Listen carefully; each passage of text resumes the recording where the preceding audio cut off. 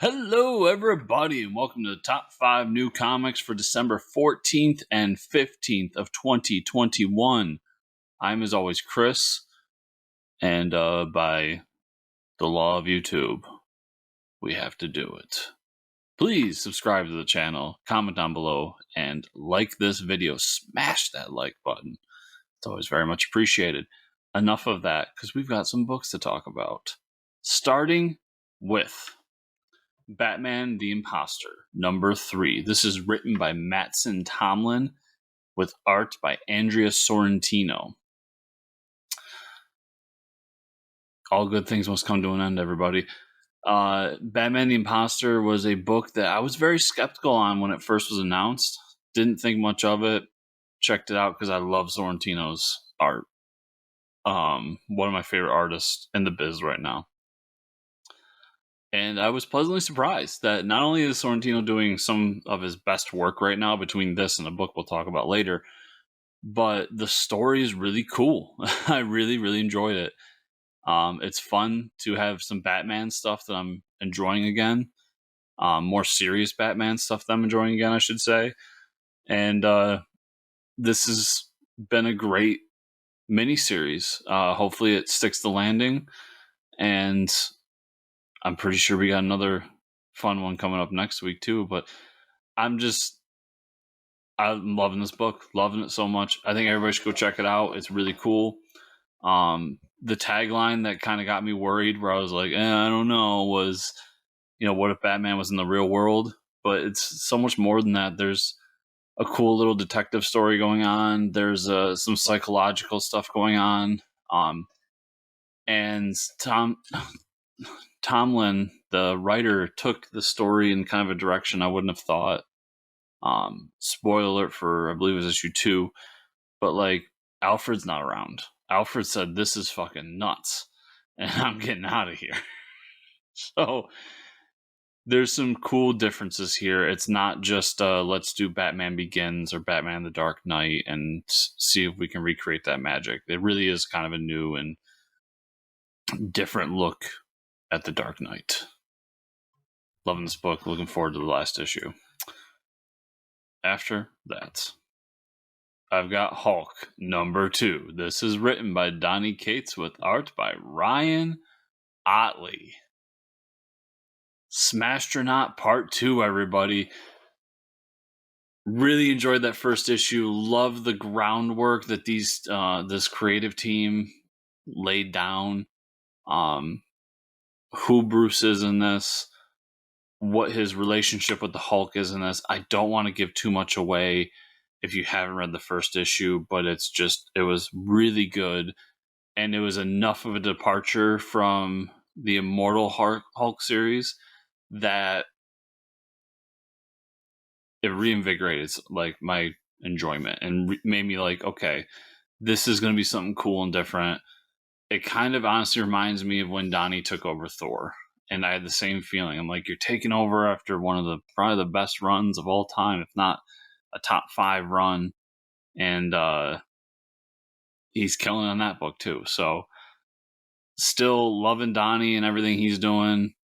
Just think he's on a hot streak like I haven't seen in a long time. And Otley's art, I know when Ottley finished Invincible, came over to Marvel, and he was going to do Spidey stuff, and it was kind of hit or miss. And when he did Spidey, it was fun, but there was something just there that didn't mesh as well. This is it. Ottley just knows violent situations well, knows how to portray violence and portray these fight scenes. And that's part of what made Invincible so great. And he's kind of bringing that energy over here. So watching Hulk kind of smash and beat up things is just so satisfying, this book. Love that first issue. Really looking forward to the second issue. I hope that you all check it out. After that, I've got Rockabilly Monsters number 1. This is written by Jose Cruz and Sergio Rios with art by Sergio Rios. This is coming from Second Sight Publishing. Y'all may or may not know Second Sight. They're a similar publishing line to like a Scout Comics. One of those smaller houses that do some really cool and take some chances. Cool stuff, take chances, have fun. And I enjoy some of the stuff they're doing. And this is no different. It's literally just the Universal Monsters done a Rockabilly style. I love the art. I love the cool aesthetic, the redesigns of all the characters, the 50s vibe.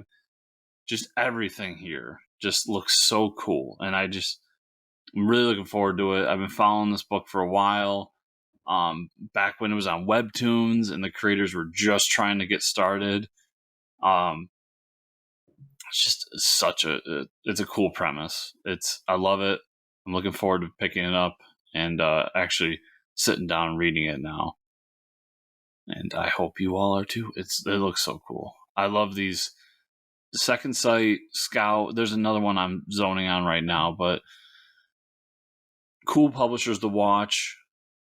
They're one of those publishers, kind of a little more experimental version of Image, where you're not going to like everything. I don't like everything they're doing. It's because they're doing so many different cool things, and they're trying things, and they're picking up all these different books from all these different creators. And basically, it's the old adage of, throw shit at the wall and see what sticks kind of mentality. And what comes out of it is some really cool stuff, and I'm hoping this is one of them. Speaking of Image Comics, let's jump over to Primordial number 4. This is written by Jeff Lemire with art by Art-Andrea Sorrentino. We talked about that guy a little bit already. Been really liking this book. It's very much a slow burn kind of book. It's one of those books where we're telling two different stories at once. So we've got these animals that are in space. This is kind of an alternate history, late 50s, early 60s America. And we've got all these animals that we sent out to space that never came back. So we canceled the space program, as did the Russians. And while our main character is trying to figure out what's going on, we're also kind of getting the backdrop of what these animals are going through in this kind of alternate dimension that they ended up in, and how they're going to affect the world when they finally reveal themselves. Super cool book, a lot of fun, love alt history, love NASA stuff, the space race era, and America, around the world really, that time period is super interesting. So I love the setting. And as I said before with Batman the Imposter, I pull at least 1 page, 2 pages in here where I am just stunned at what Sorrentino's doing. The dude's doing some of the best work of his career, and that's saying something because he's doing amazing work his entire career. So, looking forward to that. I'm going to end with Newburn number 2. This is written by Chip Zdarsky and Nadia Shamas, with art by Jacob Phillips. And I apologize ahead of time for butchering this name, but I will give it a shot. Zied Yusuf Ayob. Once again, apologize. I'm bad with names. Newburn. Really like that first issue. Like the one and done nature of that issue. Kind of telling a quick story, getting us into the characters. Once again, setting up the groundwork of what this book is and who we're going to be following throughout it. I like that Chip and Jacob are also letting Shamas and Ayub to do a backup story with it as well, kind of building up this world, building up the lore that's going on. The basic premise here is it's crime noir set in kind of modern age. We've got a ex-detective who now works for all of the mobs, and his job is when something happens, he finds out who's responsible so they can hold them accountable in their world, inside their world. It was a cool premise. I'm really digging. I dig the main character. I dig the character at the end that kind of jumps in on the story I think she's going to be a cool addition and back and forth between our main character. And I'm always down for some noir. I just have such a fondness for comic book noir books. And I think I said it in the first issue, but everybody here knows, if you don't, huge Brubaker Phillips fan, Sean Phillips fan. Pick up everything they do, love it. And Jacob Phillips, since he jumped on the scene, has been doing really cool stuff too. Learned a lot from his father, obviously. Does like coloring and inking for his father on a couple of projects. And he's making a name for himself in that world as well. So I just love it.